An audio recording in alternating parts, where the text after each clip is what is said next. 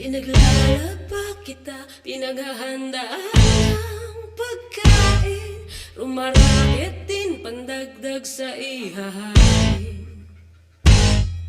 Nagsilang ng iyong mga supling, hinahatid sila sa eskwela.